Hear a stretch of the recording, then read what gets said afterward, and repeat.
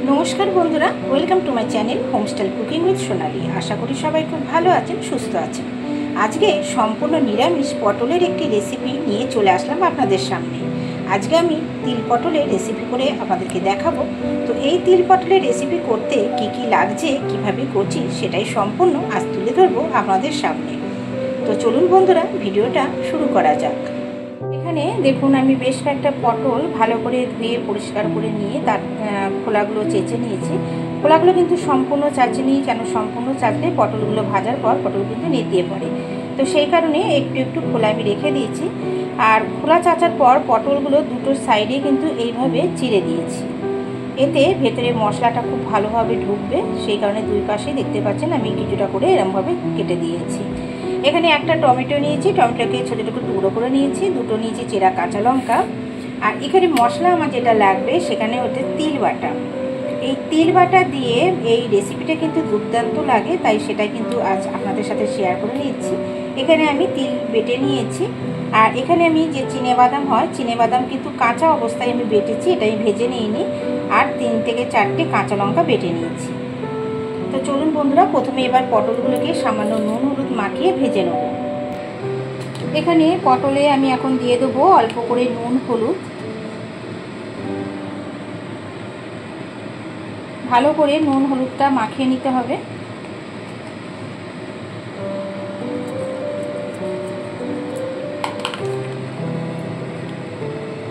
নিরামিষ দিনে পটল এইভাবে রান্না করে খেয়ে দেখবেন, দুর্দান্ত লাগে গরম ভাতে। পটলের আমরা নানা রকম রেসিপি খেয়ে থাকি, তো নিরামিষ দিনে কী হয়, সাধারণত আলু পটলের তরকারি সবসময় কিন্তু আমাদের ভালো লাগে না, তো সেই কারণে মুখের একটু স্বাদ বদলাতে আমরা বিভিন্ন রকমভাবে রান্না করে খেয়ে থাকি। তো আজ তাই নিয়ে চলে আসলাম একটু অন্য রকমভাবে রান্না। আপনারা চীনাবাদাম যদি পছন্দ না করেন সেখানে কিন্তু কাজু বাদামটাও ব্যবহার করতে পারেন। আর যারা তিল খান না তারা পোস্ত দিয়েও করতে পারেন, তবে তিলের আলাদা স্বাদ, পোস্তর কিন্তু আলাদা স্বাদ। তো দেখুন এখানে পটল খুব ভালো করে নুন হলুদটা মাখিয়ে নিয়েছি, এবার ভেজে নেব।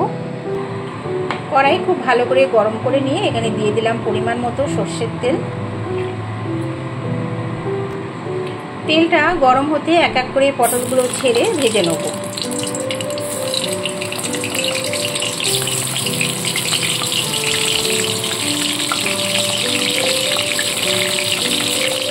পটলগুলো লাল করে ভেজে নিয়েছি, এবার পটলগুলোকে তুলে রাখবো। এইভাবে সমস্ত পটল ভেজে আবার ফিরে আসছি আপনাদের সামনে।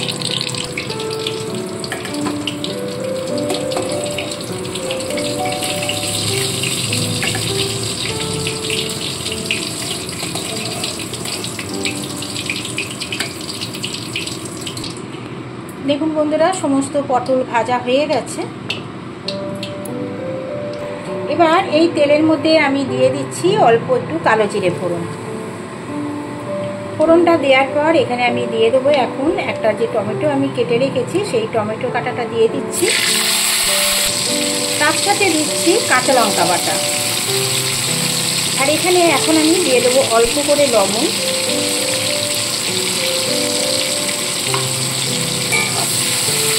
টমেটোটা একটু মজে যাওয়া পর্যন্ত অপেক্ষা করব।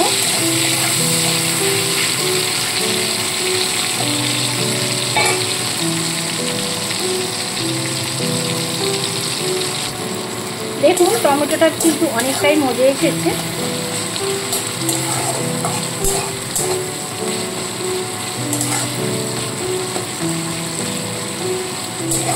এবার এর মধ্যে আমি বেটে রাখা তিলটা দিয়ে দেবো। এখানে বড় চামচের 1 চামচ আমি তিল বাটা দিলাম। আপনারা যতটা পটল নেবেন সেই আন্দাজে কিন্তু তিলটা এখানে ব্যবহার করবেন। তিলটা দিয়ে খুব ভালো করে মিশিয়ে নেবো আর একটু নাড়াতে থাকবো।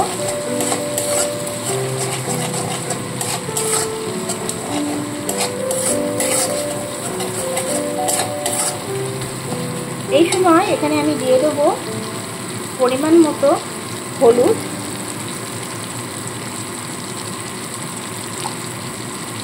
দিয়ে দেবো পরিমাণ মতো লবণ, দিচ্ছি চিনি। মিষ্টি আপনারা যে যেরকম খাবেন সেরকম দেবেন, অথচ নিরামিষ রান্না যেগুলো হয় সেগুলো কিন্তু একটু মিষ্টি ভাব হলে ভালো লাগে। দিচ্ছি সামান্য শুকনো লঙ্কার গুঁড়ো। এখানে আমি কাঁচা লঙ্কা ব্যবহার করেছি এর আগে। এবার খুব ভালো করে মেশাতে থাকবো।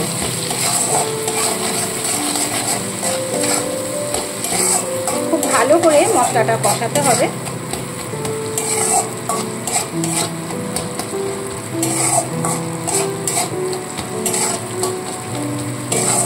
খুব সামান্য পরিমাণে এখন জল অ্যাড করব। দেখুন খুব সামান্য পরিমাণে জল দিয়ে দিচ্ছি। জলটা দিয়ে খুব ভালো করে মশলাটাকে কষাতে থাকতে হবে।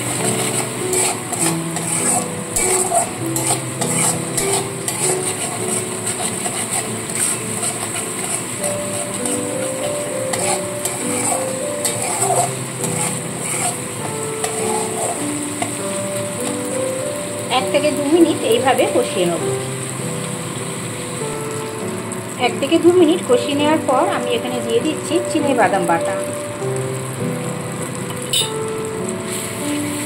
বাদামটা দিয়ে খুব ভালো করে মিশিয়ে নেব। আর বাদাম দেওয়ার পর সমানে কিন্তু নাড়তে হয়। যে কোনো বাদাম ব্যবহার করার পর যদি সমানে না নাড়তে থাকি তাহলে কিন্তু কড়াইতে লেগে যাওয়ার সম্ভাবনাটা থাকে। তো সেই কারণে একটু পরপর কিন্তু সমানে নাড়তে থাকতে হবে।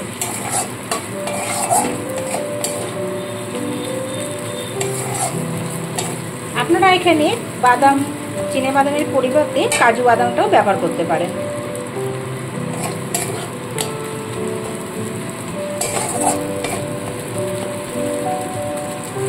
আবারও অল্প করে এখানে জল দিয়ে দেবো।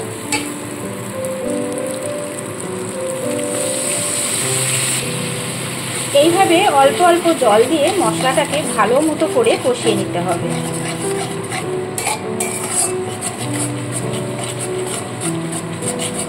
নুন মিষ্টি ঝাল যে যেরকমভাবে খাবেন সেটা অবশ্যই আপনাদের চয়েস অনুযায়ী দেবেন।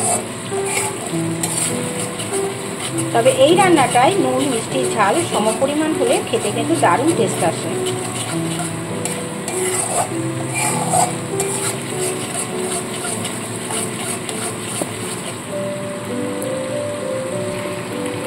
দেখুন বন্ধুরা খুব ভালো মতো কষিয়ে নিয়েছি, তেল ছাড়তে শুরু করে দিয়েছে। তো এবার এখানে আমি ভেজে রাখা পটলগুলোকে দিয়ে দেবো।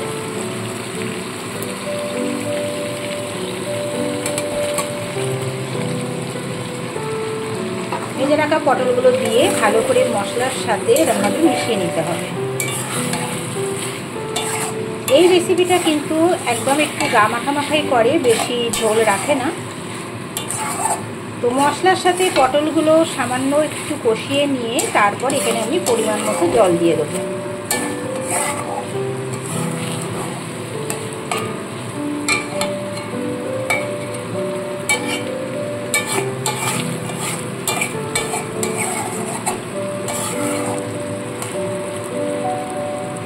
দেখুন সমস্ত পটলে মশলাটা খুব ভালো করে মিশিয়ে নিয়েছি। এতক্ষণ পর্যন্ত আমার ভিডিওটা যেসব বন্ধুরা দেখছেন লাইক দিতে ভুলে গেছেন, প্লিজ বন্ধুরা একটা করে লাইক দিয়ে দেবেন। আর ভিডিওটা যদি ভালো লাগে তাহলে আপনজনের সাথে শেয়ার করে নেবেন। নতুন বন্ধু এসে থাকলে চ্যানেলটিকে সাবস্ক্রাইব করে পাশে থাকা বেল আইকনটি প্রেস করে দেবেন। তাহলে যখনই কোনো নতুন আমি রেসিপি ছাড়বো তার নোটিফিকেশন সবার আগে আপনার কাছে পৌঁছে যাবে। তো দেখতেই পাচ্ছেন বন্ধুরা তেল কি সুন্দর ছাড়তে শুরু করে দিয়েছে। মশলাটা কিন্তু খুব ভালো মতো কষানো হয়ে গেছে।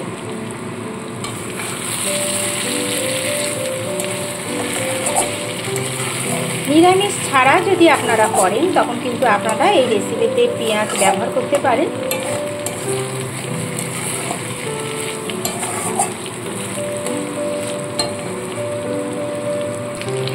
দেখুন পটলের সাথে মশলাটা খুব ভালো মতো কষানো হয়ে গেছে। এবার আমি এখানে পরিমাণ মতো জল দিয়ে দেবো। খুব বেশি জল দেবো না, একটু মাখো মাখো ভাব থাকবে।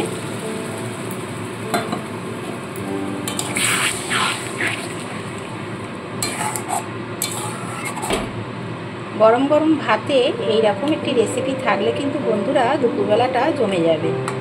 একবার হলেও আপনারা এইভাবে ট্রাই করবেন। বাড়িতে পোস্ত না থাকলে তিল থাকলে সাদা তিল বাটা দিয়েও কিন্তু দুর্দান্ত স্বাদের এই রেসিপিটা ভীষণই ভালো লাগে। ব্যাস ঠিক এইরকম মাখো মাখো ব্যাপারটা থাকবে, এর বেশি কিন্তু এখানে আর জল দেবো না।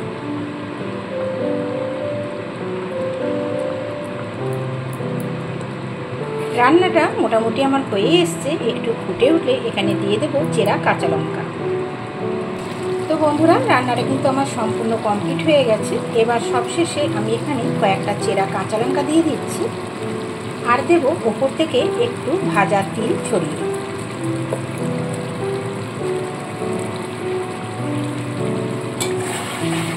দেখুন একদম মাখো মাখো ব্যাপারটা চলে এসছে। এবার আমি গ্যাসটাকে অফ করে দিচ্ছি, দিয়ে 1 মিনিট স্ট্যান্ডিং টাইমে রেখে দেবো। এবার চাপা দিয়ে আমি 1 মিনিট রেখে দিচ্ছি, ফিরে আসছি 1 মিনিট পরে। তো দেখুন বন্ধুরা, দেখতে কিন্তু কতটা লোভনীয় হয়েছে, খেতেও কিন্তু দুর্দান্ত লাগে। তো চলুন এবার এটাকে আমি সার্ভ করে দিই।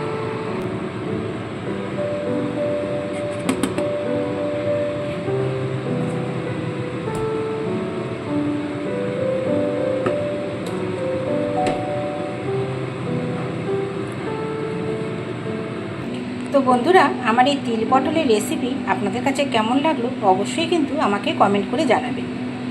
সবাই খুব ভালো থাকবেন, সুস্থ থাকবেন। ফিরে আসবো আবার নতুন কোনো রেসিপির সাথে। আজ এই পর্যন্ত, টাটা বন্ধুরা।